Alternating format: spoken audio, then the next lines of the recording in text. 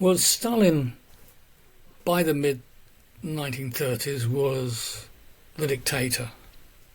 But he was a fragile dictator, inasmuch as he knew that many of the party comrades, leading ones or comrades at lower levels, disliked or were appalled by the violent methods that he had imposed on the country in the first and then the second 5-year plans. And this disquiet, this unease, this dislike about Stalin made Stalin decide that the very people who had carried out his policies loyally, sometimes with reservations, but nevertheless loyally, were an obstruction to the consolidation of his personal dictatorship. And being a brutal man, as well as a fearful man, a suspicious man, he turned on the very people who had helped him into a position of personal despotism.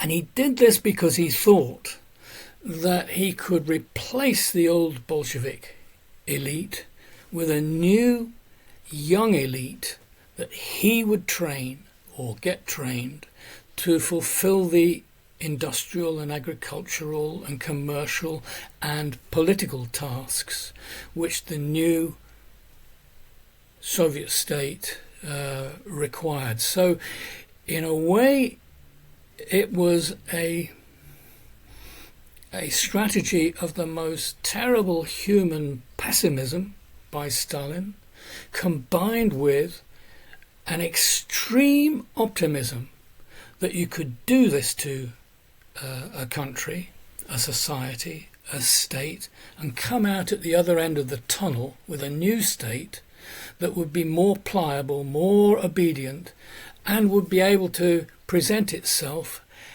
to the rest of the world as offering a vision of the communist future that would eventually spread all over the earth. I mean, it was a terrible, terrible vision that he had, but I think it has to be seen in that context, that it came from an itchiness about the kind of victory that he, Stalin, had achieved by the mid-1930s, a victory that wasn't enough for him to feel comfortable with. Well, it was a very, very grueling period, a tormenting period. Nearly all of the close associates of Lenin were exterminated. Zinoviev, Kamenev, Bukharin, Trotsky was assassinated in exile in 1940. He was the last of them to fall victim to Stalin. Of the very, very leading cadre around Lenin, but lower down, lower down the state hierarchy, you stood a very, very high chance of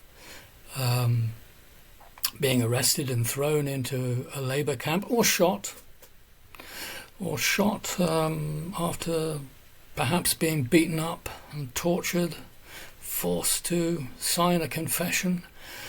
At any one time, between 1 and 2 million languished in labour camps, because the purpose of the purge was partly to supply the slave labour in the timber felling industry, in the gold mining sector, in the construction of new towns out in Siberia, in the north of Russia.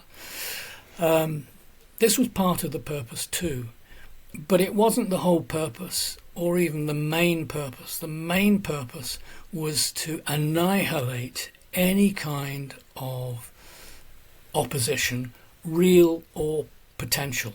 And most of the damage was done to people who weren't enemies of the communist state, but were members of the various institutions that constituted the core of the Soviet state.